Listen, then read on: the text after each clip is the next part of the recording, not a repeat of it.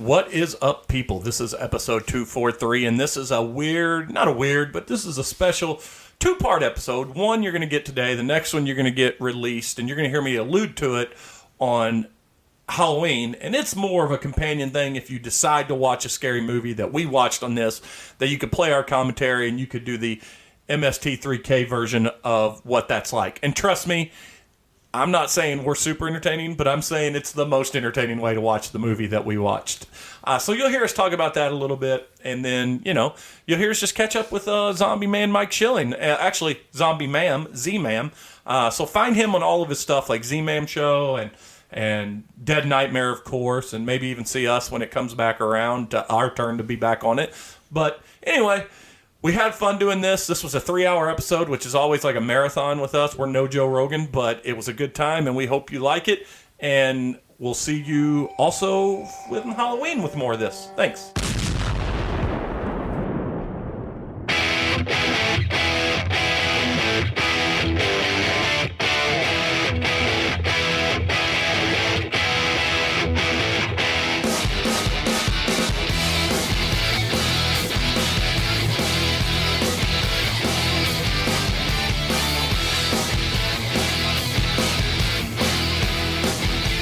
Talking about later. We're going to talk about this now. We're going to get going here, if you guys are ready. Ready. Yep. And then I'm going to say, we are back, and here's before I jump into what's going on in this episode, I want to say one caveat to special Halloween guests, always Halloween guests. Halloween. I think this is the 5th or 6th episode straight for Schilling for Halloween. I'm going to say, first, welcome back to the podcast. You can talk. It's okay. Cool. And because we haven't really seen you in person since pre-COVID. And two, you were notorious. You were notorious. Was it? We did we get together? Yeah, we got together. Oh, we did? But what did we do? Did we go to the bar? I have no clue what one we of did. them. One of the more recent ones. It was the three of us, and we went. If it wasn't here, either the year before, we were at the bar. We went up to Shamrocks. Oh, okay. Which they're moving now. They are moving, which is good for us because it's closer to me. It is? Oh, it's right up off of Mid Rivers in Mexico where Cork and Barrel used to be. But the other thing McCoy's, if you're more familiar with the that. other thing I want to do when Mike Schilling is on the podcast, I have the gain turned all the way up because you're notorious for just turning and talking away from the mic all the time. I do. I look at who I'm talking at. Yeah. So wait, look at it this way. See? So this isn't so bad. Stop having so much manners and making eye contact. Yeah, I know. With It's people. like, hey, Missy, when I'm looking at you. This isn't so bad, though, because where the mic is now, it's right up on you. So, anyway, that said, this is a double special episode, because not only is it the annual Halloween episode with one Mike Schilling, but it's also a return of sorts of our favorite flop co-host, the First Lady of Podcasting, who has gave up the podcast, but she's doing it for Halloween. Ooh. Yeah. My wife, Missy's back. Hey! Just getting a little taste. So here's what we're going to do today. I'm going to lay it out for everybody what we're going to do. I'm going to release this as two podcasts, essentially. What we're going to do is we're going to sit here and catch up with Mike. We're then going to watch a movie, and we're going to MS3K that movie. For those that don't know, Mystery Science Theater 3000, MST3K. We're going to talk about it as we watch it, which is not the best way to watch a movie, but it'll be fun. It's fun. And then we're going to come back and do the wrap-up of that movie. What I'm going to release is the episode without the commentary on the movie, and then on Halloween I'm going to release a special, tell people where they can start. If they want to watch the movie while we talk over the movie, they can do that. Oh, jeez. So we're going to do that. I like it. So that's how we're going to get down today. So that's what's going to happen. Right now, Melissa and I are drinking an Oktoberfest because I didn't have a spooky beer, but what's spookier than drinking something called October? But I have to ask what a spooky beer is. But we had run of Hellboy beers had some spookiness to them. The one that turned blue almost killed me, I think. Yeah. I don't know why I don't know if it was an allergic reaction to the beer itself, but I did get. Oh, for real? His swollen lip lips and everything. Oh no! It was like Will Smith and was it Hitch? Yeah. That's what he looked like. His lip blew up. And Schilling brought a beer with him called La Kiki Puka Puka Laco. Exactly. Yeah, by Avery Brewing. Yeah, Avery Brewing Company, and it's got a tiki guy on it, which is, I gotta say, the most perfectly themed time of year for a beer that looks like a summer beer. Now, do you just say that name 3 times fast? It's Lickalackalackalack. yeah, there you go. I used to call it Hikahakuga Nakamu. That's it too. Now, Schilling. And there's no H, but every year we start with the exact same question. Okay. When's the next episode coming out? Okay. I've been a lazy son of a gun this last COVID. I mean, it did something to me. But I have two. There's a depression that sets in. It really is. And I have two almost full scripts ready to go. One was for the Shamrocks deal that we wanted to do literally like 2.5 years ago, but everything just kept pushing it off. Now I'm kind of wondering, now that they're moving, maybe I can just jump in there before they're fully out, and since they're kind of moving stuff anyways. I don't think he would mind, considering Kyle's exact words. I wouldn't care if this place burned down or not. Watch what you say. I mean, maybe it was said, maybe it wasn't. But and then there's this short one that I want to do, and we're almost ready, and I think I want to start filming next month. And it's a little side story about Adam and Brett, the brothers, and what happened to them the night everything went down. Oh, cool. I was thinking about this too, and I wonder. In terms of, so what we're going to watch today is a movie called Bad Candy, and I picked this movie because the trailer reminded me, very reminiscent, if I were to put together a top 10 list of all-time favorite Halloween movies, a movie we've talked about on here before, Trick or Treat, which was a great anthology movie. Agreed. That's why I picked out Bad Candy, because I thought, hey, well, it looked sort of like that, so let's watch that. But I was thinking about that this week as we were getting ready for the episode with you. Excuse me. Have you ever thought about doing more of an anthology-style zombie? That way you don't have to keep a through line, and you can... Anthology would be nice, because then I could just do a bunch of different stories. And I find it's easier to come up with just simple shorts instead of... That's what I was thinking. So no doubt, Dead Neighbor will not be continuing on forever. I hope to finish it up probably in the next... 3-ish episodes, 3 to 4 maybe. Oh, wow. I wanted to get you guys back in one last time, scheduling. I'll tell you what, honestly, what depresses me the most when I do this, it's not really depressing, but I'm just going to use that word, it's the scheduling. It's me. As soon as I start thinking about Jeremy and his the biggest crazy life, obstacle? It is the biggest obstacle. Yeah. Absolutely. And then next is locations, because... Well, you're not... To put it simply, everyone does this on a volunteer basis. You're not paying anybody. If it was a paid job, people's schedules would open up. Yes, they would. Yes. But I'd be like, hey, you got a couple grand coming your way. Really? Let's do it. We work for scale, $500. Oh, see? There we go. But no, ideas, yes. I have some other shorts that I definitely want to get to. I've been being lazy, but I'm starting to finally feel, now that I'm active back again in my new job, I was telling you about prior to the podcast. Well, I think we can finally say this, too.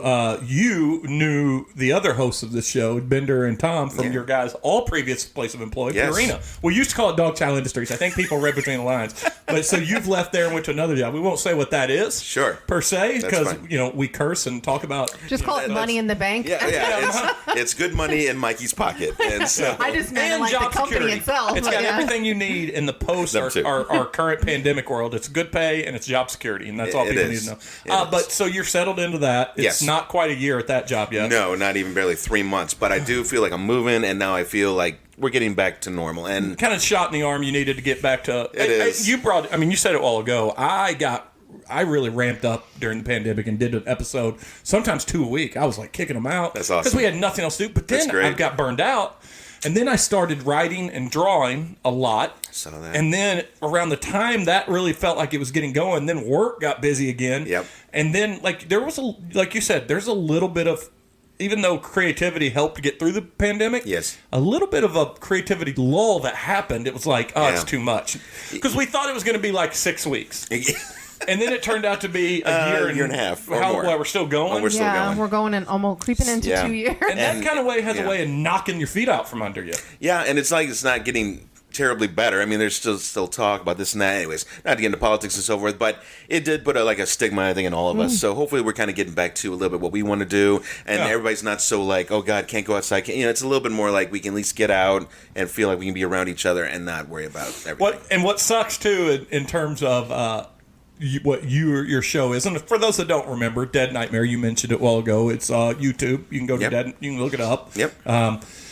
It would have been the perfect time to film a lot of great episodes with no one on the streets. Yeah, for real. No one would have even bothered you filming while you were filming. It was how we taught our daughter how to drive through the pandemic. Oh, really? But let's be real. Let's say hypothetically you were out in the world as it was. No one was out there. But you and your posse were filming, and you had zombies. That could have set off a whole whirlwind of COVID, and zombies are now a thing. Like, if you get COVID, you turn into a zombie. That would have actually been kind of comical. Yeah. But there was a lot of talk, and I was even thinking about doing some kind of, not COVID per se, but some kind of mix of something that started spreading and then obviously turned into, the worst. And there were even other, there were sites and so forth, that stick around film and whatnot. They were doing a bunch of shorts, like COVID shorts, they called them. But basically, do them from your home. Right. Don't go out. And I wanted to do some of them, but again, it just kind of put this weird, just kind of haze over me. I'm just kind of like, I'll get to it. And then I said that for like a year and a half. Yeah. Well, and counting. Yeah, I think it happened to a lot of people. So it did. It would have been. You could have had really one of my favorite '80s movies, if you remember them, Night of the Comet. You could have done a great love Night that of one. the Comet. Yeah, that's a great one. That was a great movie. So you're going to start back up. Yeah. I'm not going to say that we stopped, but I'm definitely going to start dedicating more time. Yeah. Enough of the gaming, enough of the painting. I did paint a pretty kick-ass Star Wars Legion set, Stormtroopers and Rebels. I'm just saying. Oh, you do miniature painting, miniatures. I do miniatures. Okay. Yeah, that's maybe dorky, but hey, I did it when I was 15. You're talking to a lifelong D&D player. So yeah. I've never, for all the art school and hobbies that I have in life, I've never got into miniature painting, and I think it's because of lack of patience. You need patience, but I usually toss something in the background or music, and sometimes I have tutorials going on just to help me with some of the skills, whatever, and it helps me there. And they turned out really nice, so it's nice. It's kind of relaxing for me. So I'm gonna play dumb and this isn't playing. This is actually me being dumb. What are you saying? So it's not dumb. You're like, naive to the level of geekery that we are. So a figure like a board game, if you will, except Okay. they're like just these little miniature characters that are bit. Now I don't know the millimeter, but it's about miniatures is inch and a half tall, maybe. Yeah, believe they're 1/16 scale is what a miniature. That sounds is. about right. Yeah. And so there's a Star Wars game out called Star Wars Legion, and they have all kinds of characters. They have the Stormtroopers, they have Rebel Troopers, Darth. Name the characters, they have them, and you can paint them up. Yeah. So Missy, any forth. TV show or movie that we've watched that has D&D, like Stranger Things, and you see them play with little miniatures on the board. Those are hand painted. Those always come die cast, Yep. and you got to prime them and paint them to whatever Do you want. have to wear like magnifying goggles? Actually, I do have some that I wear because I just got tired of having to just stare at it because the Between detail's that insane. And a lot of people will get the big magnifying glass that's got the light around True it story. and to hold them in front of. Yep. It is a time consuming process, Yes, but there it are is. some amazing miniature painters. I just don't think you have the patience. Oh, no, Jeremy. no, no. My problem while with you my do own like art- while you do like art, you don't have a steady hand all the time. And my hand is also not the steadiest, but I found ways to you work with what you Yeah. have. My problem, even in my own drawings, is I like to go from concept to finished product without the steps in between, and I mess it up, and I have to dial it back. Yeah. That's been the biggest problem for me. It's a lot. I know what I'm capable of in a finished product. Yes. But I'm not willing to give myself the time to get to that. And you have see, that's a problem. I like a lot of different things. Like I like to dabble in stuff. I even wanted to get into sculpting for prosthetics pieces, so I didn't have to buy all nice. mine. Yeah. And I actually bought some of the stuff. The shit's been sitting downstairs in my basement for literally the last year and a half. I think the clay's almost dried out. Oh no! Well, speaking of things you like to do, which is why we're here today, is the scary movie stuff. Yes. Have you been caught up on the movies that made us the new season? No, totally. It's got Friday the 13th, it's got Halloween, and it's got Nightmare on Elm Street, which is awesome. And then the Friday the 13th I think one's there's great. another one too. But those are the three. Robocop, which I love, because that's Peter Verhoeven, and we talked about Robocop your last time on here. Sure, Robocop's amazing. Yeah, I don't know about the newer one; it was all right. But and Ed Neumeyer, who wrote that, which he along with Verhoeven also wrote.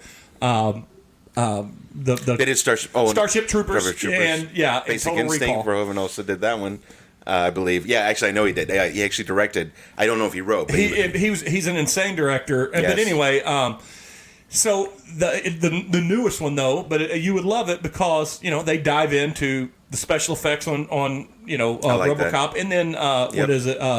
Savini or Savini? Savini. Mm-hmm. He's Tom Savini's featured prominently on the Friday the 13th one, which was awesome. I like it. And I'll tell you this: if there's a streaming app that we downloaded because it's completely free called Tubi. I didn't know about it. I've heard seen of it. pop up. Haven't used it. 100% free. You just have commercials. Mm-hmm. But I'll tell you this: as someone who is just since he was 10 years old, literally 10 years old, has idolized the movie Monster Squad. Oh, wow. They have the documentary Wolfman's Got Nards. It's the only way to watch it on there. Cool. And it's well worth watching. I'll have to check it out. Tubi. There you go. You'll love it. That's with an I, by the way. Yeah, Yes. Tubi. So before we start this movie, let's ask what's because Halloween's a scary movie every day for us. What's it been like for you? So interesting enough, this year, very odd, but I started off with Pet Sematary. The original? The original? I watched the original. Okay, yeah. I watched number 2, which I know it's, but it's part of it. And then I watched the new one. Now I've seen them all 3, but you got to understand when it comes to the October month for me, I'm rewatching a lot of movies. Yeah. It's my time to Same with us. just reminisce back to. So I watched Friday the 13th the other day, the original. My wife and I were hit up Halloween 1 and 2. That was a very fun night, so we did that. And I'm just kind of going through them, and there's newer age ones, but guys, you know what? I must really either be getting old or something because I'm having this lack of wanting to watch new stuff. Sometimes I'm just like I don't mind just putting on something I've seen before, which sounds kind of really stupid and boring, but that's what I've been doing this last year. So it's really we've weird. been watching a lot of new stuff, but I'm finding where I'm like, this isn't feeling the same. Well, that's the B so I movie really stuff. want Right. to. I'm like, so he did a podcast the other night, and I just went upstairs and watched Halloween. And Well- it felt familiar. It felt Felt good. Yeah, it It's felt also good. not just one of her favorite Halloween movies, it's one of her favorite Oh, movies. hey. So. Yeah. That's Yeah. on that one. But I'll tell you this: Amazing. we did watch. I mean, some of the welcome surprises. We did watch Sinister. Okay, yeah. That's a pretty good movie. No, we're talking Ethan Hawke, yeah. That's So that movie, it's creepy as fuck. It's creepy as hell. Yeah. Yeah. I'm not hip. We did through coming out of the pandemic. My daughter did want to watch the entire Conjuring universe, and there's like 9 of those fucking movies, and we Yeah, watched them there's a all. lot. Did you watch The Devil? Yes. I got to watch that one. Was it worth it? If you like the other ones, you'll like it. That's, Okay, good. that's the new one. That's right? the new one, Okay, yeah. so for me, well, first of all, it didn't feel like it was part of the universe. Oh, it felt didn't a little have, off, huh? It didn't even have the same.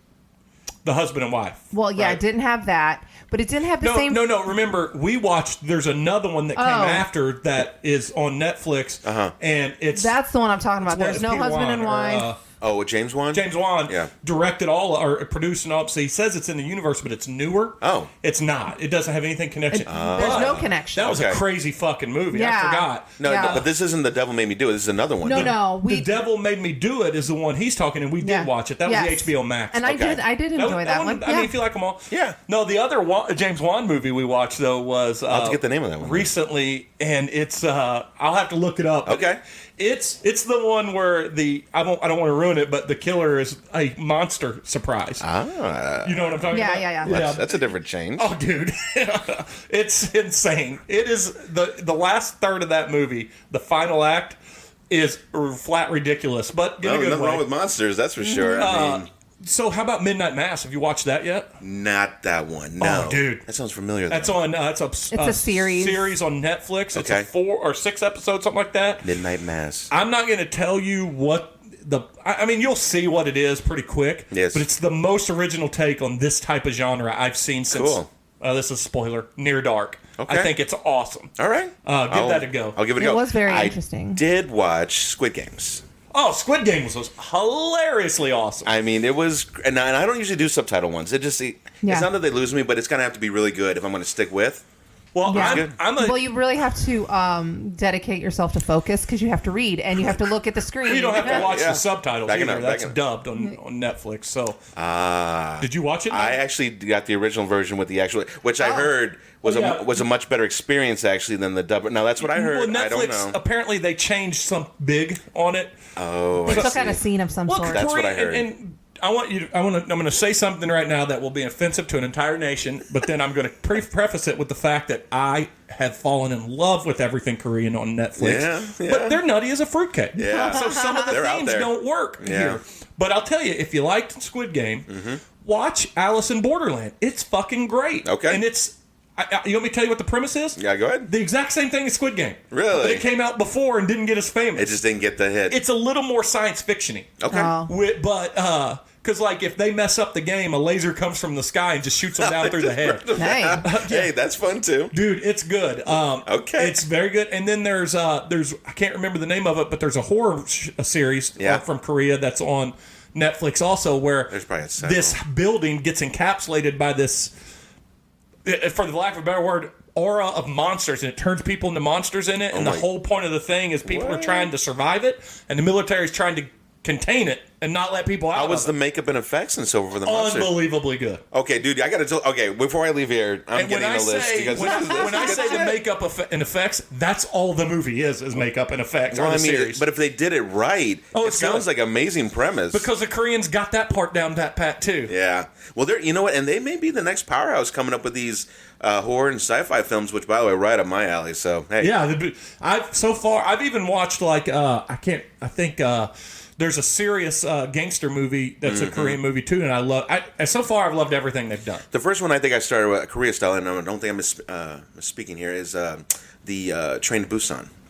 Oh yeah. Busan, yeah, and then part 2. Yeah. Which 2 was interesting, and I haven't actually fully finished. I accidentally stopped mid and fell asleep or whatever, but I was just tired as hell. But I wasn't getting quite the same feel. It felt like it went a little more like Hollywood style, if you will, just trying to let's like throw whatever we can in there. Let's just make this thing freaking crazy. I felt the one just felt nice and balanced, and I think that's the problem with a lot of movies these days.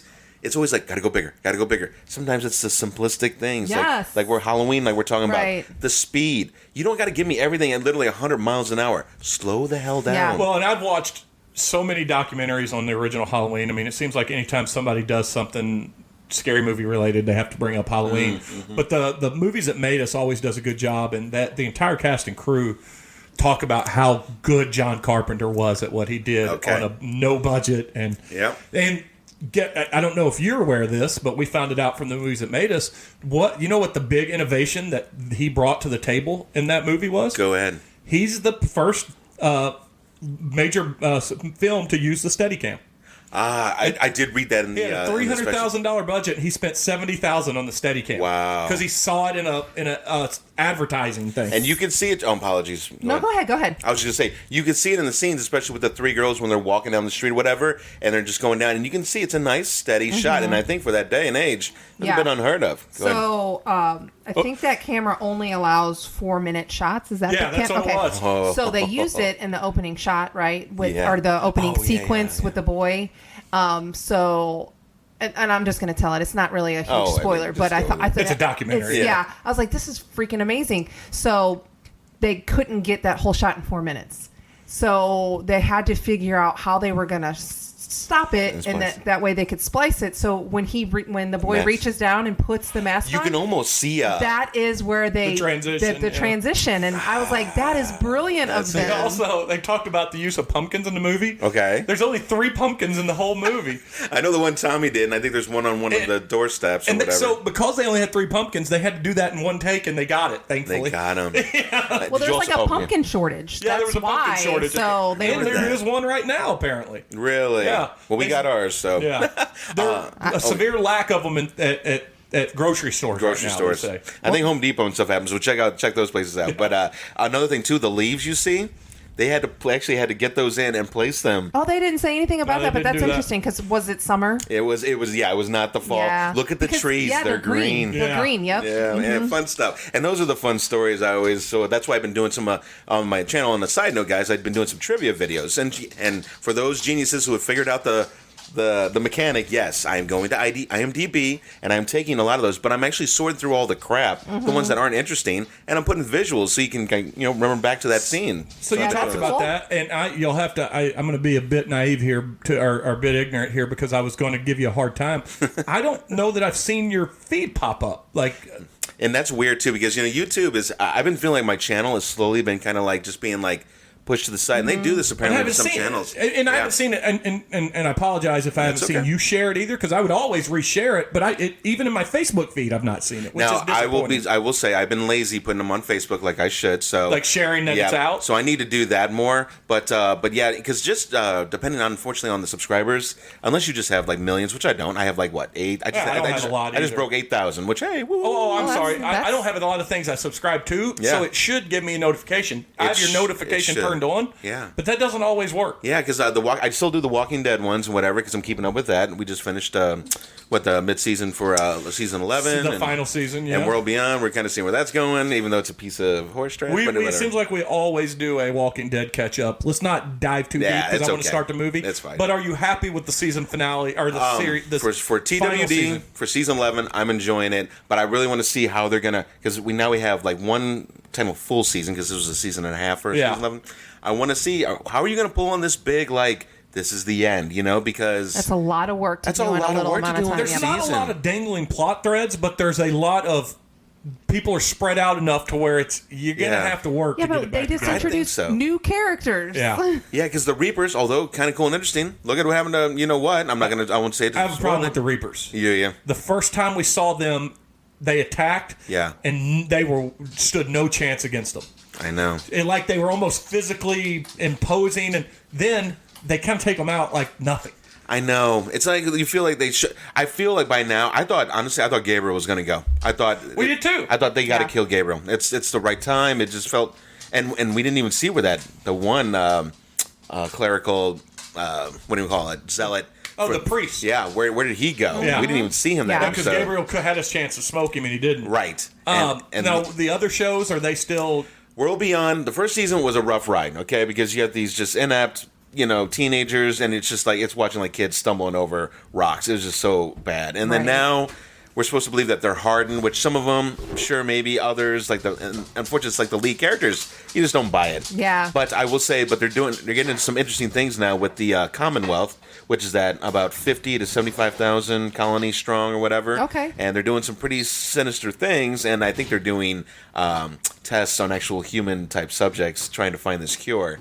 Oh my God. They haven't fully gotten into it yet, but all I know is one of the last scenes in the last episodes, this woman who's part of the science crew or whatever, she's in this room, she's looking through the view glass, and there are zombies on the other side, but they are extremely clean.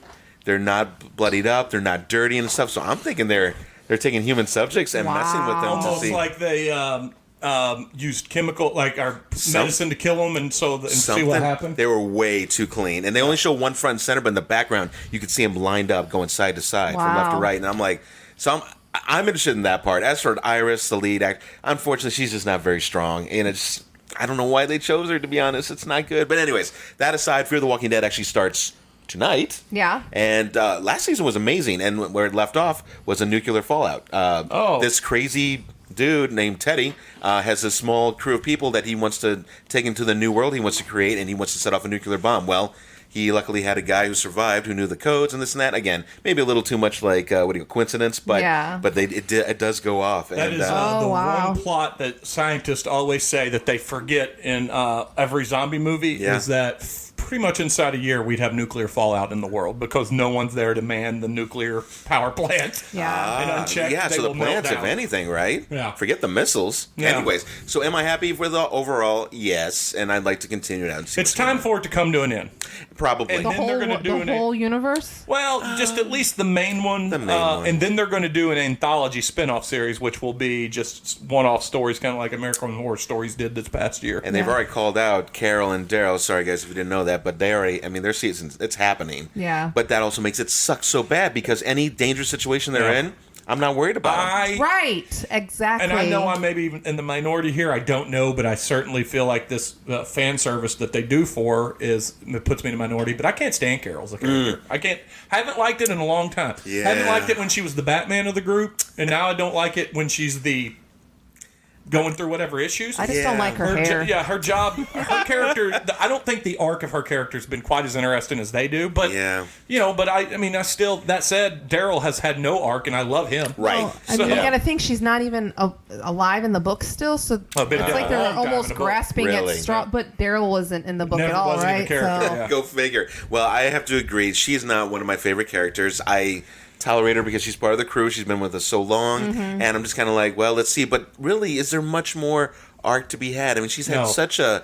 I think in some ways she should have just taken herself out as a noble, sacrifice to save either Connie. I expected or, that 3 or 4 different times. in the Yeah. last Yeah, 3 they years. never did it. Anyways, Well, so- that she's giving said, someone some head. No, I'm just kidding. so I'm that kidding. said, we're going to go ahead and hit Oh, play no. on the movie Bad Candy, and so after you hear this, or after I say this, when we come back, we're going to wrap up this movie Bad Candy, and we'll talk about it a little bit.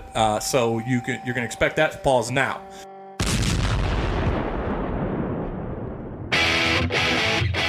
So as you're listening to this now, we've brought it back. We just watched the movie Bad Candy. It said 2021's Bad Candy, but I believe I read that this was actually made and was supposed to be released last year, but obviously didn't happen. Yeah. I guess COVID my saved guess. us from bad movies.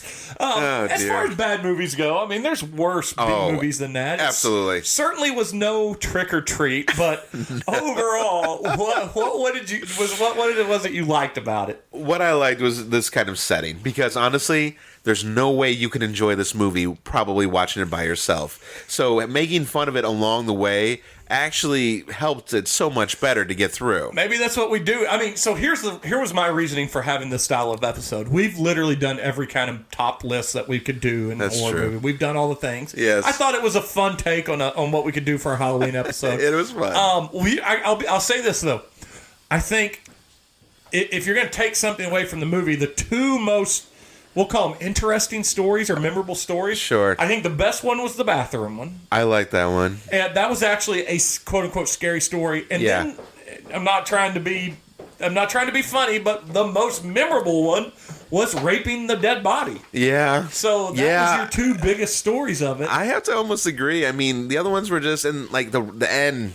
The end one was a bad letdown. It just didn't quite sell, and I know they're trying to bring it all full force, but like when over 2/3 of your movie was like kind of fast action, kind of fast paced events. Not all of them, but a lot of it was very shorter. That one was like double the length of and just kind of drawn out. Yeah. It wasn't, and I'll be honest with you, if you close stronger, it might have salvaged the movie as a whole. This is true, but maybe tie it together a little bit better. I mean, and the so kids the one guy didn't have died. anything to do with it. No. Maybe the whole cold open. What was the whole point of even getting them all? It's just like, it's really just the girl. Yeah, just the one kid, and she killed her dad right out of the gate in the cold open With the amazing suck the blood out of your face. Yeah, probably. It would have been nice to see them like their story intertwine a little bit, like in sequences Like throughout each the movie. kid should have been a different story or something. yeah. or like Because we saw the kid with killer dad, Yes. who was a murderer, so he had it coming. Right. We saw the one kid's mom get with Yeah. American MAGA guy. Yes. And then we didn't see any other kid be related to it at all.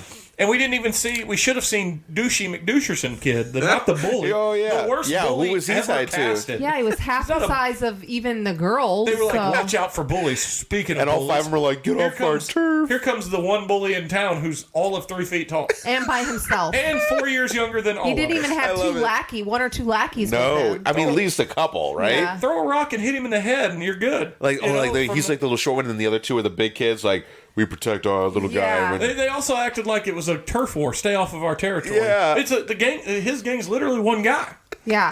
And I think that clubhouse was behind an actual house, so it's like more like your property than an Property, actual yeah. turf. I don't think. I got a feeling, and I mean, because I guess I think this way sometimes when I draw or create things, or one of the things, you always come at it from a perspective like, this is what I want it to be known for. I got a feeling that the people that made this thought, well, we're going to come up with some stories. They're going to be fun. They're going to be spooky. Yeah. And we're going to get an iconic character in Bad Candy, which apparently we don't know until the very end of the movie was the name of the demon zombie thing itself. or clown thing walking around. Just due to the credits at that. Yeah.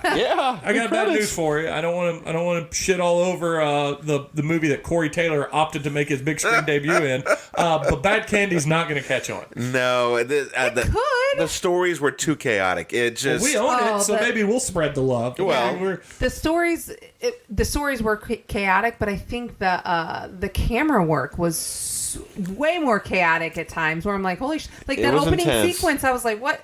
There's like a girl, a guy driving, a guy walking, and it was like, it was very Well, amateur in the beginning. I Yeah. do feel. And you made the comment, or maybe it was you, Missy, that the frenetic cut scenes and the murder thing, and I get what they were going for, because Yeah. that's kind of a way to do gore without showing. Yes. Well, not necessarily without showing, You're right. without spending a lot of money You're on right. everything. But it just didn't work. And we're talking about the. I mean, I guess maybe my most enjoyable part of it was that group of guys, because we expected poor man's Oscar Isaac to be a bad guy. Yeah. But it turns out him and his former pro wrestling buddy were the goodest of good guys. Yeah. Yeah. They were abducting bad people, and so then let Lenny eat them. Yeah, they're demonic. Well, they were also spearing Well, let's break that apocalyptic down. style. Let's break it down. That was poor man's Oscar Isaac. And Yes. If you watch this movie, you'll know what we're talking about. It was former pro wrestling buddy. It was millionaire buddy Yeah, millionaire who guy. buys cheap beer. Cheap beer. And Cheap their bastard. fourth friend of their group, Lenny. Lenny, a black man who gets a stomach ache and turns into a zombie, or I'm sorry, a demon. A demon, with wings, vampire, a devil, I a don't even know gargoyle, and flies around and eats people. Yeah. That's about the gist of it. No background needed. At this point. Because you're just going to ruin any background. We do know that they were all four in the military, so whatever happened to Lenny had to be something overseas in Iraq, because they talked about Iraq or Afghanistan, wherever they said. Yeah, so if you even listened to part of our commentary through, I mean, we weren't just forced. I mean, that was just nice, and it was easy to make fun of this movie. Yeah, it's very organic. Well, when you were using the bathroom, Shilling said, I could enjoy a movie in this setting. Yes. Yeah. I said, maybe this is our new Halloween tradition. Yeah, for this. I'm down, but you're right though. I mean, it didn't have that kind of flow like Trick or Treat or even some other anthology stories where they're trying to tie everything back together. It's just too chaotic. You're piecing only certain ones together, and then by the end, even when Gremlins guy gets it, what's his name again? Billy. Yeah. Zach Galligan. When he gets That wasn't Billy, though. The DJ was Billy. Oh, you mean Billy? not Chili Billy. Yeah, not Chili Billy. We're Gremlins Billy. Billy. Gremlins, yeah. Yeah. Hard to, there's Coincidence. a lot of Billies in this Yeah. movie. Do you think maybe they were playing off of that? Who knows these things? But the fact that this other buddy got out and then he got killed, and it's just funny, like you mentioned anthology. We've mentioned a lot because that's what this was. But do you remember what was the name of it? The movie where the girl marries the guy. He meets her on what was the name of it? Was this Tales from the Dark Side movie? Oh, or it was maybe. it wasn't Creep Show, but anyway, she's played by an actress that was pretty famous, very pretty black woman back in the day. Are you talking about the gargoyle one? Yeah, where she turns into Absolutely. where she says all that you was have Tales. to do is never mention And this again, and when he does, she turns into the gargoyle and the and the kids. kids, which was pretty cool. And I think she ends up killing him. What I think, movie right? was that? It wasn't Tales from the Crypt, was No, it? not Tales from the Crypt. It was Tales from the Dark Side, or That was other. a TV series. That didn't. Well, Make there was it a into movie one. was it? Yeah, and Maybe it was the movie version. It wasn't just the show. I've seen that one a couple times at least. Actually, That was an awesome one. That I was like the that most one. memorable one from that movie. But that's what. wasn't that the sad one where the cat is Oh, the was guy? that the Cat's Eyes? Or Remember the old guy hires the killer to come in to kill the hitman to kill the cat, and the cat. Do you remember what I'm talking about? No. That's a yeah. Stephen King. Yeah. Yeah. But it was part of some of those stories that they threw together. With the and it was there was the cat ended up saving the kid in the very last story from the little gremlin. Oh, interesting. So I have a couple of questions. Go ahead. Anyways, yeah. So one, and I don't know if this has anything to do with what we watched, but what's the difference between a B movie and a C movie? That's a good question. That is a good question. I think a B movie. The definition of a B movie is low budget. That's why it's called a B movie. But I think to go even further, I think a C movie. And we're just making this up here on the fly. Would be like I would call it a cheap movie. Yeah. That has no redeemable quality. Because when I think of a B movie, there's always something that's... Because we watch a lot of scary movies that are B movies. Like, a lot, yeah. What's that one that you've even watched it twice? Oh, The Terrifier. The I Terrifier. love that. That's I a love B that movie, but you enjoyed that movie. I love it. Sure. This, I think, under the context of which we watched it, was a B movie. But if you were to watch it by yourself, you'd have been disappointed. Yeah. So, would you actually call this a B movie, or you said there was no redeeming qualities? And the way you guys are talking, I would feel like your description and your the content you're describing this as, you would say this is a C movie. Honestly, I think it's the B movie because you could tell they paid for all the pieces to it. And by the way, when you see the credits roll and you see all the names, Yeah. I mean, they went through all the motions for it to make it a C would kind of be like mine, to be honest, because it's you could tell they don't have all the people that they need in place to do all the different parts. It's just they're just kind of throwing something together. But this one had all the elements of a B movie, but terrible writing, honestly, in the end. So that's leading to kind of like my next question is, how would you rate this? Now, do you rate B movies and big budget movies the same? I keep them all on the same scale for me. Okay, so you don't like say, okay, out of these top movies, I'll give them this rating, and then you have your B movies. So this is pretty low. It's low, and so IMDb I like because I feel it keeps the scale overall pretty good. Rotten Tomatoes, they're all over the place, and then they get paid for ones, and I just don't agree with it. But either way, they had a 3.8 And then what I find on IMDb, and it just says pretty across the board, if it has at least a 5, it's decently B-movie watchable. Like, Okay. I mean, even if it was a big production, it's only got a 5. You can probably get through it and not be like, that was just, you won't say that's awful. You just say, it had some problems, but it was watchable. You know? It was entertaining. When it gets into the 4s, you can automatically, and you start watching it, you will see the roughness around the edges. So let's take like an older movie. Okay. Like The Hills Have Eyes. Okay. Like The the original? original. Oh, okay. I don't know what Those are was all scary movies from back in the 60s, 70s. Was and that even a B 80s. movie? Those were Right, low-budget movies. They were low, yeah. And can you look this up? I don't have my phone. My phone's What not was loading. what was their rating? I'm going to have Jeremy look that up because I just can't seem to get internet over here very well. So the original 1977, that is a 6.3 on IMDb. No shit. Okay, can you look up Last House on the Left, the original? The original. Because that one is fucked That's up on a jacked many up movie. levels. Yes, I made it you watch is. that and I fell asleep Yeah. on it. That's a 6 I was like, out of it. And you see what those are, not only they B movies and also early for their time and bring what they were bringing to the screen, but they have like cult followings. Yeah. You know what I mean? And what's crazy is, I think those two movies in particular, I don't think they can be made today because especially because of the Me Too movement and all of that. You just can't. It's changed a lot. It has. Think of movies like Trading Places and even like they did Coming to America too, but it was awful. But the point is, no, movies that they did back then, they can't do it again. Well, they even talked about that in Wolfman Has Nards. Like, there's a lot of stuff that you could not have done, or that they did in that movie that you can't do today. With like, there was slut shaming, there was like weight shaming. Yeah, and so they get hit. They get hit hard immediately. Yeah, there'd be no what do you call it? The gloves would be taken off. Yeah, and let's be real, that stuff still happens in the world. Yeah. It's just now they want to like, I feel like slut shaming and like weight shaming, body shaming, I should say. Yeah, that's fine. Yeah, it's like we shouldn't say it, but it's happening in the world, so it's like we're sweeping it under the rug. This is under the rug, and nobody wants to call out these people for and everything from the transphobic and this and that. You're talking about, and I saw a comment the other day when I was reading. It says it's like 0.5% of our population is trying to dictate how the other 99.5% live, and it is what it is, guys. I mean, I hate to say it, but I mean, and we all have our, we got family members. You have things that speak to you in certain ways, and that's what makes us all unique and whatever. But when you try to force an agenda of whatever sorts down somebody else's throat, you're going to get backlash. Not everybody's just going to jump on board, and if they are, it's just because they don't have the balls to call anybody out because you know what's going to happen when you get into the public. Right.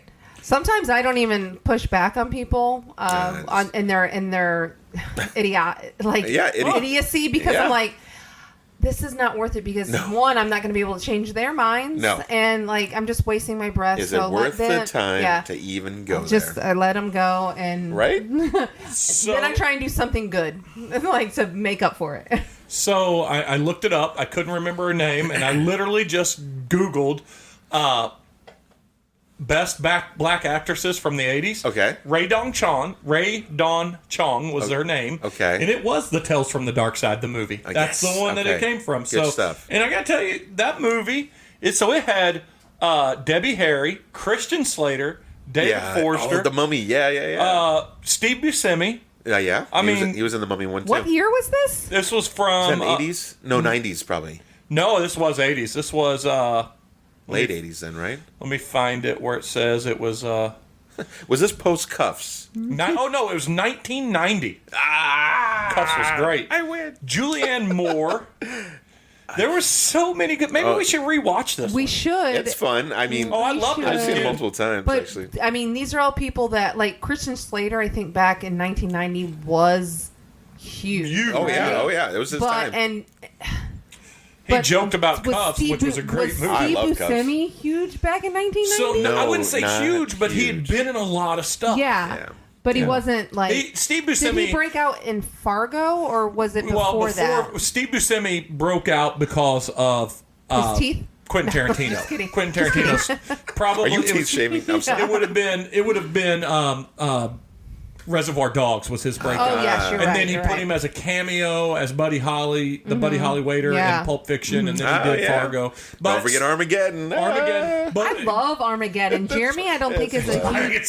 He thinks it's so cheesy, but you're right. There is a lot of cheese that oozes from that movie. I think Armageddon's a bad movie for the same reason I think Twister's a bad movie. Oh, no. See, I think Twister's one of the worst movies ever made. Shut your mouth about Bill Paxton. You shut your mouth. Bill Paxton. May he rest in peace. Yeah. May he rest. What a great actor and great guy.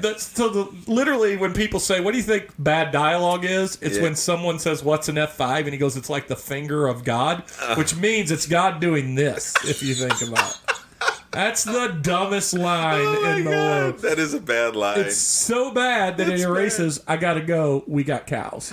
There's something that I love about Armageddon. I don't know. It's just like all the characters that come together. It's a lot of feel goods, especially at the end. There's also a lot of charisma on screen. That's what I'm saying. Like, I can overlook it I can't overlook how bad Twister is.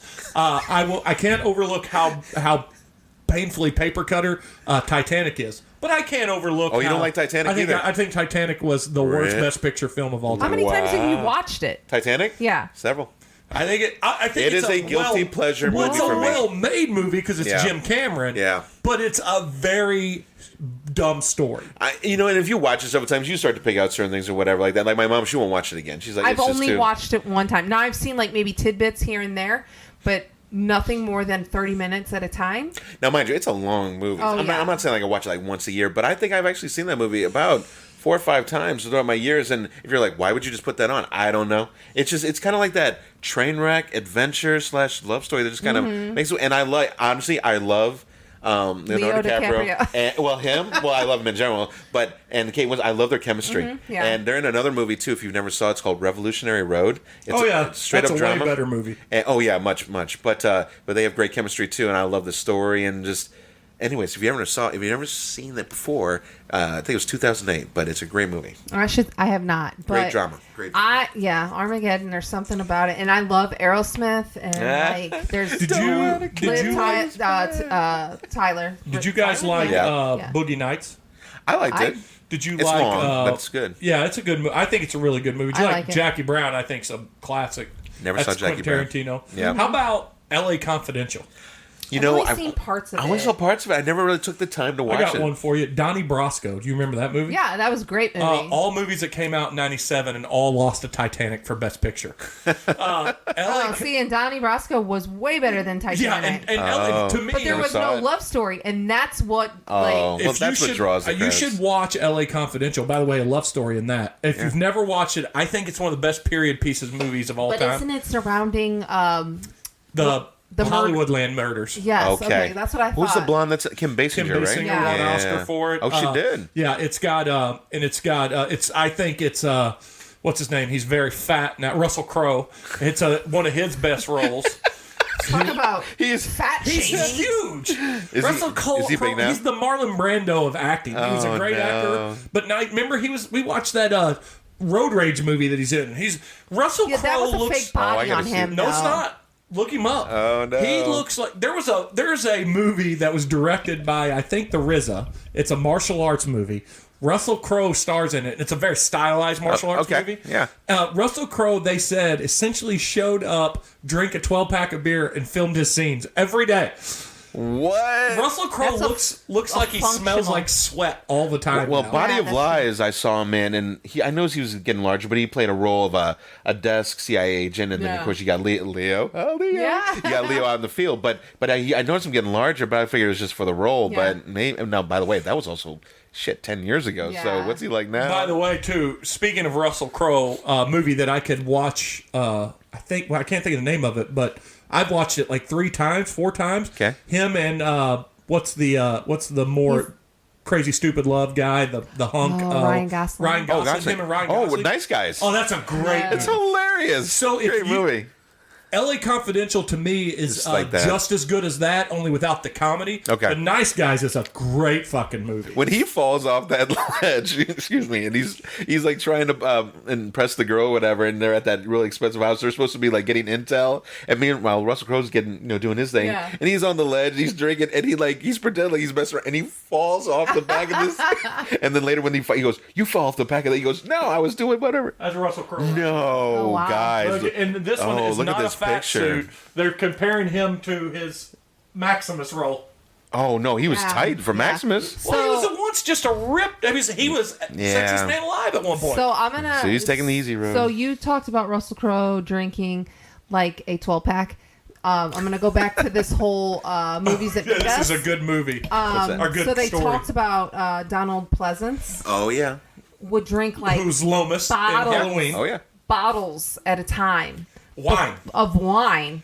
So Before you know, it takes, or yeah, He did not like the movie. He thought he- the script was bad. He wasn't. he didn't want to be there. he But didn't even look drunk or anything. no, so you know the whole like he's in the car with the nurse scene. Yeah. He was apparently drunk. They said they were worried about filming that because he was hammered. I couldn't even tell. No. I think now if you watch it, because they I'm showed a gonna go clip, watch you're it. like, I'm gonna have to wait see a it minute, again. he is tipsy. I've just seen it so many times. Even the newer version where they had all the other effects in and whatever. The thunder and lightning. I would they like enhanced to, it. because even during like the making of it or as it was coming out, they even have a little clip of him being interviewed, and he doesn't. So he was the Richard Drivers of Jaws, huh? Yeah, he kind of bashes it. I wonder if. yeah, I they- bet he was along for the ride the rest of the time. Yeah, Well, yeah, it's until he like died, money. yeah. Well, I wonder if after the film came out, because honest to God, the reason Halloween is considered a class. I mean, Halloween, if it's not the best and most famous Halloween scary movie of all time, or scary movie of all time for that matter, sure. it's in the running. Hell yeah, But the it's great. reason it's so well respected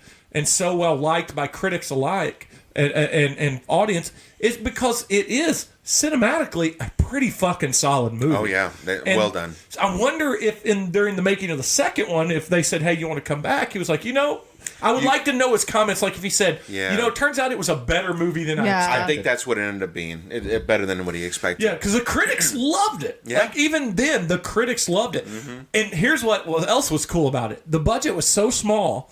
They rolled the dice, and it was released in one theater in the entire country on initially Kansas City, Missouri. Yeah. No way. And then I didn't know that. By word of mouth, people It would started just, calling like, and said, "Can you bring it double to us?" And then it just each started day, spreading. Yeah. They would get they'd book more theaters, and they could afford them to print another copy. Wow. And they just kept going until it made. How cool. Yeah. That's fun trivia. They were talking about it with Friday the 13th, and the other one they were like, well, so look how much money Halloween made, and it was only released in one theater. They released it in 1,000 theaters, and they were like, the first time that the guy goes, well, the first theater we went to was like, well, there's not very many people here, and he goes, but then the next day there was double the crowd. The next day there was triple the crowd, and then it was like, and the critics, Wildfire. and he goes, it was complete opposite with Friday the 13th because the critics were saying this is a gore sex fest. He goes, which turned out people wanted to see that. Yeah, In the mainstream. Well, There was probably a lot of men. Yeah. well, Oh, man, the like critics don't always get it No. right. Or Also, wrong. Well, critics aren't always like movie fanatics. It could Oh, be they like, talk about that. Yeah, it could just be like With some person that's trying to make an extra buck. That and, was in like, the getting Monster just- Squad. Yeah. Okay. The critics weren't actually film critics. It was just somebody, and one real film critic gave Monster Squad a very loving review. Yes. Because Monster Squad completely tanked in the theater. Okay. And they said it was because of poor marketing campaign, the worst marketing campaign. Yeah. And every critic said it was dumb, but one critic who they even interviewed, he goes, no one else got it. Yeah, and he that's goes, the problem. He even said this is a better kid movie than Goonies was, because Goonies felt like it was an adult writing a kid's perspective, and this felt like an actual kid was telling a story. Oh, nice. Because Goonies, they didn't curse. Yep. They didn't do Monster Squad, they Because- cursed. as All fun. of us as 12-year-olds cursed. Yeah. Yeah. Was Monster Squad black and white? No. No. No. I'm going to look it up. I never saw it. I'll I check own it a out. Blu-ray. You take it home and watch it. Nice. I want to mention too, just because one of my favorite ones that I always watch, and I might watch it not tonight, but this week, Scream. I think it's just a great. Did you watch the trailer for the new one? That's what I wanted to say. I didn't even know there was a new one coming, but I do. I knew last year when they said they were going to make it, and I'm going to tell you, the trailer looked fucking great. It looks like it's like kind of like gloves off. Like it's not going to be like pokey fun. I think it's going to be like hardcore. We might lose some And characters. I like Nev Campbell finally. God dang, she's back. I don't know that I've ever said this on the podcast or out loud to anyone. Oh gosh, but I've not secretly, but in the back of my head, I've always thought the Scream movies are just a bit boring and overrated after the first one. I was like, more Scream. But I'll be honest with you, as they've been airing on TV through October, those movies are pretty solid front to back. I think they're fun. They hold up. And I read an article this week about the uniqueness of the Ghostface killer. And of all the movies, whether it's Mike Myers, they tried to change it with Jason once, it didn't take. Where Freddy, all of these are solo killers. The uniqueness and what makes Ghostface such a good killer, as it's always something else coming at it from their agenda, which makes him, the copycat versions, makes him more dangerous than some of your typical slashers. That's true, because he doesn't exactly have the same motive or motivation. Whatever. So is Scream the last great slasher film? It's certainly damn close to it. It certainly reinvigorated slasher movies. Yeah, but then the 90s. It reinvigorated that. But then, did other people try and do slasher films after? You saw a relaunch of Hatchet and some things like that happen. Yeah, it's a little rough. Scream definitely. I think Saw. Saw. But that's just kind of torture more porn. Torture porn. Yeah. But to me though, Scream is a very monumental point in cinematic history, not just for scary movies, but it was, and I think it peaked. They had some copycats, it launched I Know What You Did Last Summer and all those. Which I enjoyed, I Know What You Did Last Summer. And there's all those movies, all the teenage slasher films. There was, if you remember now, I'm sure if we start racking our brain, we could think of a lot of them. There are others, yeah. And then, which kind of diluted the waters over the years. And then Saw came out. And Saw 1 is a beautiful movie. Yes, it is. Yeah. It is a beautiful movie. I haven't watched Spiral. Have you watched it? No, the newest one, yeah. I hear it's just trailer park awful. That's what I heard. That's why I didn't race to see it. Well, and don't get me wrong, Chris Rock's one of the 5 or 6 best stand-up comics of all time. It's weird that he's in a movie like that, though. It's not his role. Odd choice. Yeah, not his role. So I feel like the slasher film needs a comeback. It probably does. And I say that because that's my favorite here's the thing. genre within the scary movies. And maybe Scream 5, which is just titled Scream. Oh, it is. Yeah, that's all it's titled. Which confused me, by the way. Maybe that'll do it. Nev Campbell's in it. Yeah. But there's already been a Scream. Here's the problem, though. Well, they're not rebooting, though. It's the story. Yeah. It's a sequel. Here's the problem with the quote-unquote comeback of the slasher film, or any kind of genre for that matter. There's so many outlets for content now, and so much content released on a daily basis. True. I don't think it's gone away. It's just all these films now are finding the direct audience that it needs. You have to be pretty amazing to break through. Yeah. Oh, you'd have to be insanely good. Yeah. There's too much static. Like you said, there's content all over the place. Everything from just indie small stuff, which usually doesn't make the headlines, and then the big blockbusters, which even you see these days aren't making it. No, they're not. I think a movie, for instance, like Cabin in the Woods, which I think is a great movie. It's a fun one. I think if it were 10 years earlier, it would have been a mega success. I think so. But it came out in a time where there's a lot of movies like that are made that you can find your audience. I think Cabin in the Woods is a great movie. It did well for what it was, for sure. But like you said, maybe a little bit earlier before its time. Yeah, maybe. I know you enjoy that one a lot. Oh, I love it. I can watch it all the time. Oh, Jeremy also loves The Descent. Oh, The Descent. Oh, with the ladies that go down. So I think The Descent was a massive breakthrough success too. It was. The second one demeaned the first one, but the first one because it. Honest to God, as a guy who's a girl dad now, who has nothing but daughters, The Descent is a bit of feminine empowerment. Yeah. It's plays on claustrophobia. Yeah. It plays on monsters. Yeah. And it plays on betrayal. It's a good movie. It's great. And, movies, when it comes with the females and so forth, because my wife will sometimes, she'll be like, I think you just hate women or something like that. I'm like, no, I don't. They just have to be written well. Yeah, well written, but the movements of what things are going on these days, like Descent doesn't feel like forced, like you should. It felt organic. Like these are the women, they're close friends. It made sense. So see what's going on these days, and I'm gonna let you rock and roll. Is like these Charlie's Angels and these other ones they're redoing that are completely flopping. Oh, that was awful. It's kind of like, you see these women, you need to love them. They're amazing, and go because. Yeah. And I'm like, no, I will not. And Mr. Matt F. Basler, who's a friend of the show and has his own podcast, he's not went hard on that topic, but he goes hard on saying, if it's written good, it'll always succeed. I'm a person who's a huge comic book fan who has been very critical of forced changes in comics just to answer. For instance, all the talk of making Michael B. Jordan Superman is only because they want a black Superman. It doesn't serve a story. Right. Yeah, now, it's conversely, just trying to serve just a race. Yeah, a certain populace. Yes. But I'll tell you... Listen, I can get behind, but it feels forced. It feels fake. Now it does, because it's all in our faces. At the same token, though, if they make Idris Elba the next James Bond, I don't give a fuck. He's awesome. The dude's awesome. Yeah. And he's got, and not that Michael B. Jordan doesn't have the chops. He's a good actor. Yeah. The station, the movie him Station Agent, or not Station Agent, Fruitvale Station. Okay. He was unbelievable in that. Was he? That was nominated for an Oscar. It's a great movie. He is a good actor. But I'll tell you another time where, like, for an example of when they quote unquote maybe they force something, but it's not forced. Jane Foster, the Anna Paquin character, or not Anna Paquin? Yeah, Anna Paquin. Not Anna Paquin. What's her name?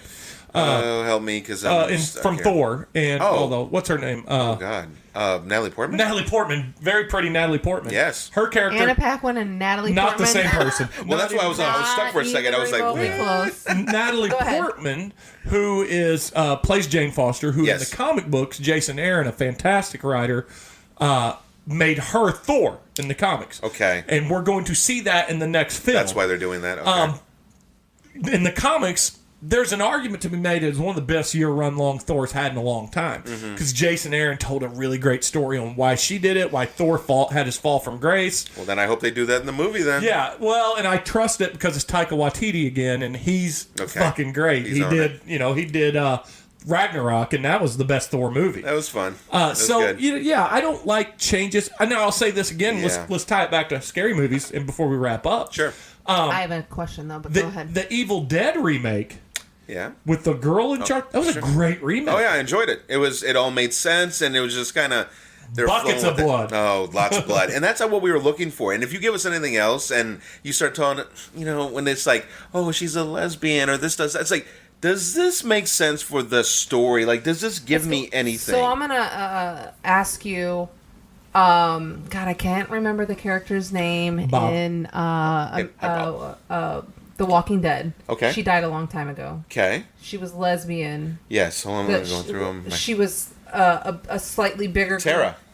Was it Tara? Yes. No, it was, it was Tara. It was, she got her head cut off by this whisper. It was, No, it was the one that got shot through the head. Yeah, it was the... Denise? Yes. Denise. Like, some of that didn't really, like, they were forcing... They were. Like, trying to bring that so it made sense for, like, to open the door for the LGBTQ community to try and watch the show. See, I don't mind it in The Walking Dead the way they did that, because it stands to reason there would be lesbians that survive. But it just came out of nowhere. Yeah. It was. And, it's a little hard, too, because now the way it might work for a show like that is that they're always introducing new characters. So, true. To me, I hate it when they do it in an existing character or an existing story. Now, I am going to defend people. I'm going to not defend, but I'm going to stick up for what's going on in Superman right now. Everybody in the world is saying Superman's bi. It is not Superman that's bi. Let's tell it. It is Jonathan Kent, Superman's son. Oh. I don't mind him being bi because it's... Why did they keep showing Superman? And why did they... Because Superman, Clark Kent, has left the planet to go defend he's going to go look for something in the universe. And he said, while I'm gone, you're Superman. so, you're in charge. So he has the same powers and stuff? Well, he's his son. He's a Kryptonian descent, too. Well, see, no, that... Okay, it doesn't bother I can at least... It's not Superman that's bi. Well, see, what I read was Superman is now... And I'm like, because what? Dean Cain and the clickbaity world that we live in. Oh, Dean Cain goes hard against it. Dean Cain just proves every day that he's the worst Superman because he doesn't read Superman. He was the TV one, right? Yeah, Lois and Clark. Yeah. TNT And he went hard. They're not making Superman gay. Superman's son is gay. That's an okay story. Well, then for that's me. fine. Whatever. That's an okay story. For I mean, because he's not really my Superman, but I'm just throwing it out there. I mean, I'm just saying, do your thing. And he, by the way, he's not permanently Superman. We've already seen solicitations in Diamond that Clark will be back. Well, there you go. So enjoy this for now, or don't enjoy it. And he is bi. Yeah. So it doesn't. And his best friend is the current Robin. Yeah. Who's straight. Yeah. But who cares? Just, I mean. You see, this is the world we're in. I mean, and it's kind of like we're expected to just jump on board. And you know what? And when you don't, then you're criticized. Like, for sure. Well, I think the problem with what you just said, or the problem in general, is you don't have to jump on board. No. You can choose not to read it. You can choose to read it. You can choose to wait and see, which is probably the most healthy attitude to take. Let me wait and see if it's good. That's fair. That's a fair take. The problem is we put these things out. We see these clickbaity titles. We see these people sometimes, and like we just talked about, sometimes they make a move just to appease a certain crowd. Right. And what we all have to do is pick a side in the fight. We have to get past the mentality that we have to pick a side in the fight. This is true. Just wait and see if it's good. Yeah. Going back to what Mr. Matt F. Basler said, wait until you see if the story's good. Yeah. If the story's good, I listen to Quentin Tarantino on Joe Rogan's podcast, and then also Mark Maron's podcast. Yeah. And they said, you can't make some of the movies you made back in the day today. And he goes, that's bullshit. Quentin Tarantino goes, that's bullshit. Really? He goes, I didn't ask permission to make the movies then, and I wouldn't fucking ask now. Well, that's a good point. He goes, I like here's what you need to know.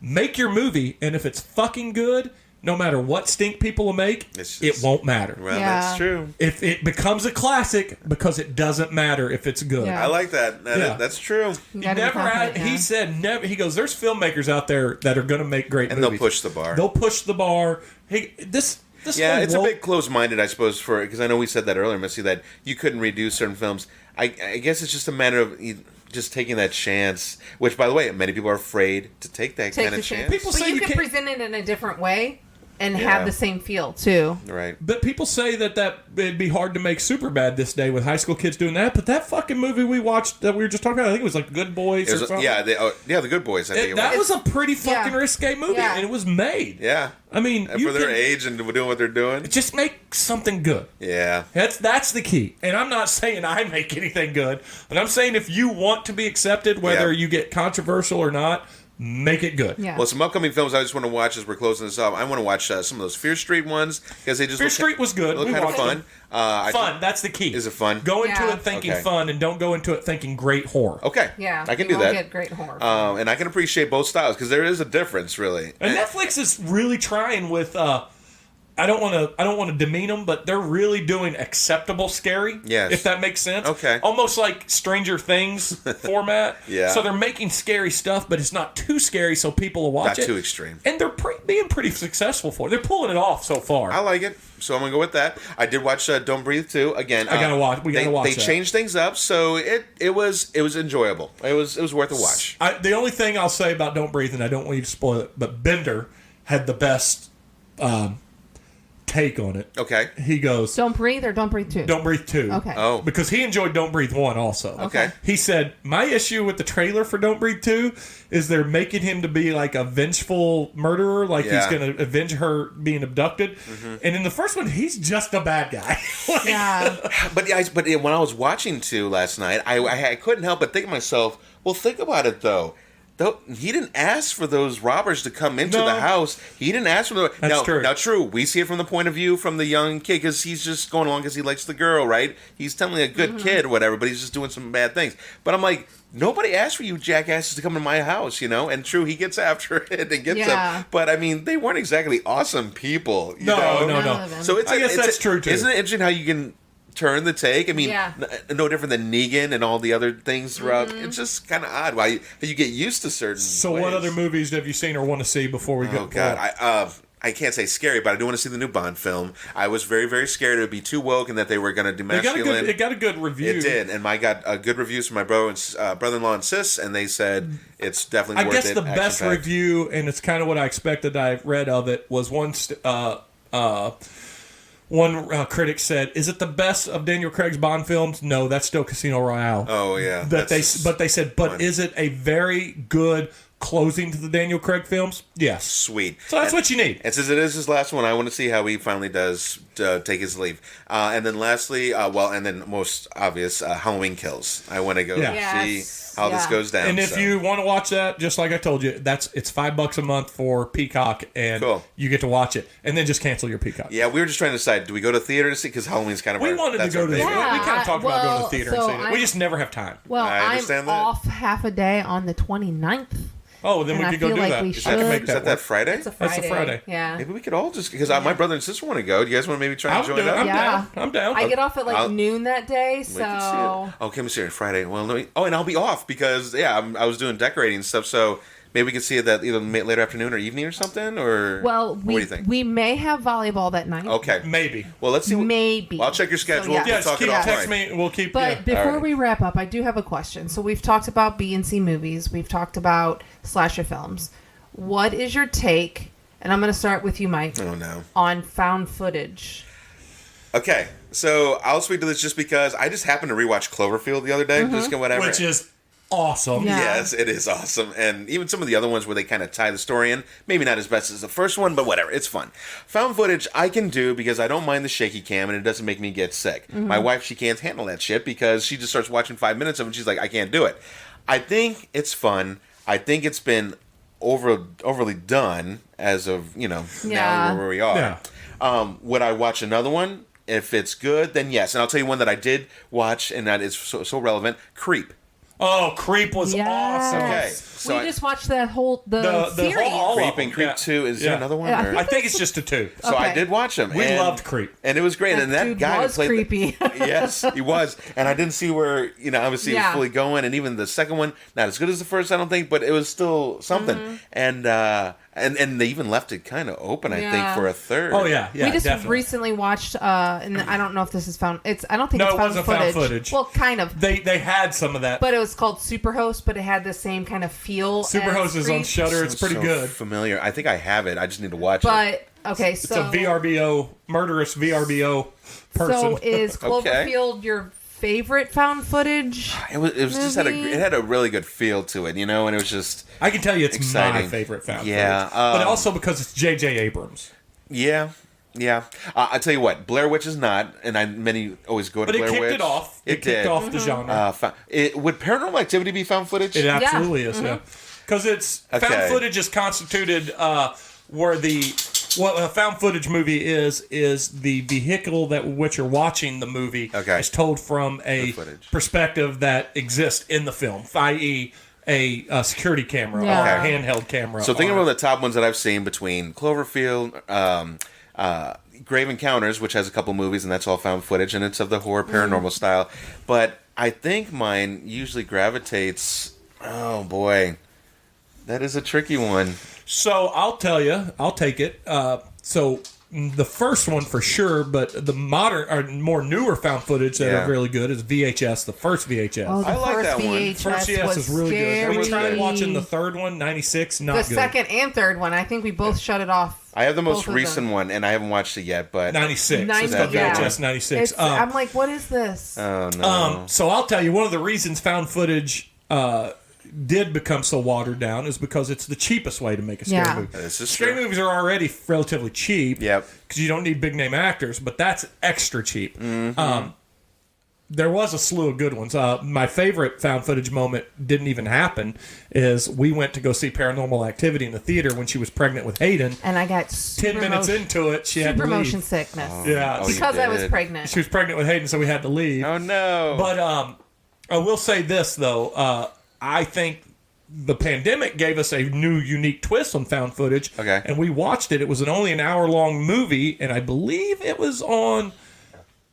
I can't remember. I don't know what I can't remember, but it was a found footage movie, or it was a Zoom movie. Okay. And that's what I think they've kind of turned into. Mm-hmm. And it was a bunch of people that were bored during the pandemic, so they thought they would do a Zoom seance. Yeah. Which actually brought the monster and was killing them. I like it. And we've seen that in other styles of not just Zoom, but like... You're right, there are some other ones like Unfriended or Unfriended. Is that what that is? Yeah, that's kind of the modern look at found footage. Yes. I think found footage will always have a home. It will. For this reason only.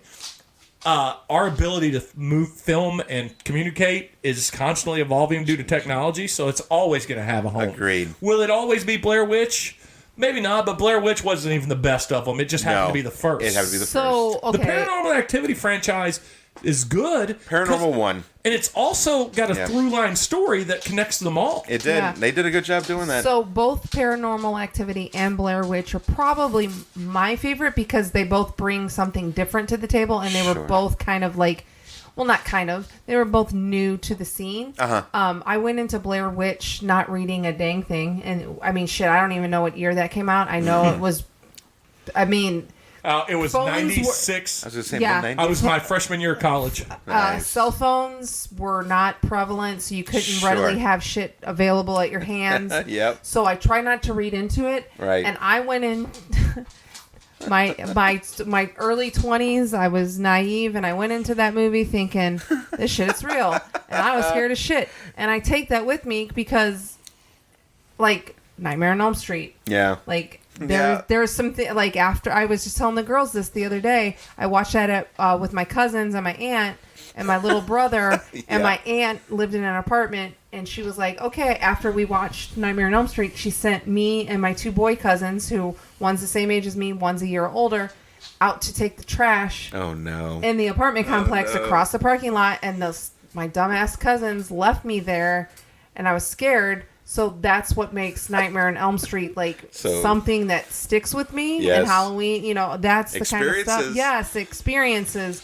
So, and I just thought Paranormal Activity was just a cool way. So I'm going to tell you, Paranormal 1 is my main one, and I'm going to tell you also a reason why real quick. Short story. We saw the movie in the theater. It really impacted me. It was just scary. The slow build-ups. It did a good job. And mind you, at one point... Great final scene. At one point in the movie, and this is a big pet peeve of me anyways, when people are talking or making snickering in the theater, you are ruining the experience, okay? And when I get in a movie, I like getting into it. That's a hot take. Mike Schilling is against people talking in theaters. We just watched the movie. Now listen, this isn't the theater. This isn't the theater. This is purposeful. You didn't have to pay to watch this movie. Right. Well, this is true. Maybe I owe you $1 too. I don't know. But I'll tell you, there was these people sitting in front of us, and they were snickering at certain points, and I could tell it was about that time I knew something was coming up. I literally leaned forward, and all my breath, I go, shh. I mean, just like a full out, 10-second shush, and all of a sudden they just kind of adjusted and didn't hear a damn thing. And you know what? I'm like, it serves you right. Yeah. Yes. Don't ruin my movie. And anyway, so furthermore, about a day later after we saw the movie, sleeping in bed with the wife, whatever, we were asleep, this and that. Your covers were snatched off? I woke up screaming. I was screaming in my sleep. This has never happened to me before. I literally... Yeah, it happened a couple times, and I was like, "That movie literally fucked you up. Freaked me out." Well, it was great. It was great. I tell you this: the only found footage story I'm going to tell is my friend. The reason I know it was '96 for Blair Witch is because I was in college. It was my roommate Kevin. It was also, if you remember, Blair Witch had a website, and it was the first time I had ever went to a website. For a movie and everything for else? Anything. Anything. Okay. Yeah, because the internet was fairly new. I'm fairly certain my college had just got it, And so we went to the movie and watched it. And we come out. Kevin, my roommate, owns his own martial arts studio. He's a SWAT team member. Manly dude. Nice. Was pale white and scared to death.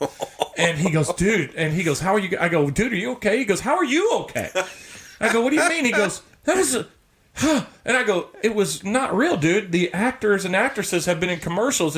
He goes, what? Yeah. He didn't know it was fake. That's and great. He lost his shit. He almost threw up in the theater. He was so scared. Oh my gosh. Which, if that is, I mean, if that was real, that is the scariest thing ever made. That's pretty cool.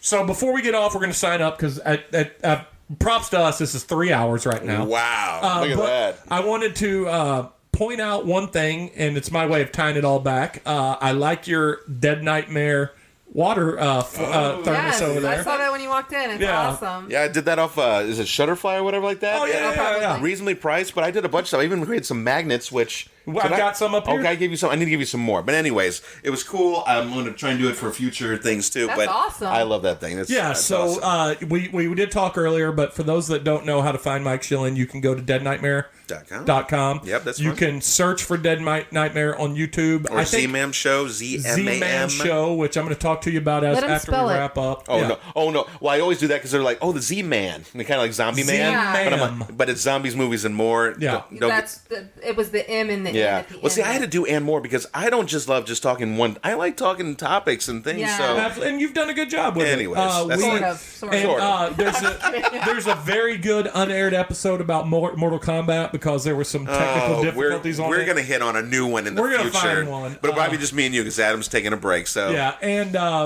in that one, you also heard we love Mike Schilling on our show, but it was the closest our friendship ever came to ending for his hatred of King Kong versus Godzilla. He said he had never seen. But yeah, now I have a new reason to not like him. He's never seen Monster Squad.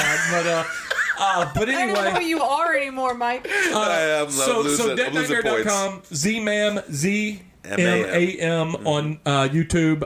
Look for things coming out. How often are you putting out Z-Man content? I mean, I do the Walking Dead stuff weekly. I've been trying to get these trivia videos at least done every couple weeks, but I've been lacking over the last month because of the new job. Yeah, but if you're doing Walking Dead stuff weekly, you're okay. I obviously got stuff out there, and then obviously I have the shorts that are coming. So I think 2022 is going to be a good year for just actual short content. And as for the trivia videos, those are pretty fun. You might want to check them out. I've done Predator, Ghostbusters, Dawn of the Dead 2004, I 78. I saw the early ones. Yeah, actually, the Dawn of the Dead 2004 actually took off. It actually has about 30,000. That's a Zack Snyder one, right? Wow. That's one of the greatest zombie movies ever made, I think. So I thought it was quite fun. About that on here. But yeah, so if you don't like just going through and reading the facts on IMDb and you just want to hear the top ones, I'd say come check out my stuff. I think you also, for an old movie fan, like a cheesy 80 movie fan, you should check out the Confused Breakfast podcast. I think you'll like that. Confused Breakfast. It's pretty famous. They take a movie and they break down and they do all the trivia, all the everything, and they talk about the movie. Well, that sounds like fun. They do this thing that's fun. They do their initial rating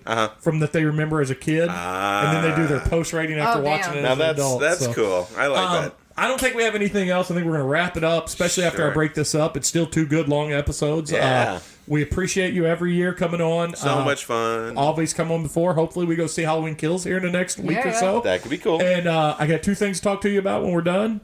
But there is no Tom. Thank God there's no Tom and John and Jay. Bender. I don't think they could have worked it out. They would have brought us down. This was the right. This is the mix. I think we've made the right. And I would do this again with the style. I like this. I like this. This is fun. Look, there's 2 more weekends before Halloween. I mean, you never know. But hey, speaking of, just so you know, this is not coming out this week. Okay. I'm recording an episode at Tuesday at Exit 6 for their 10th anniversary, me and Jay.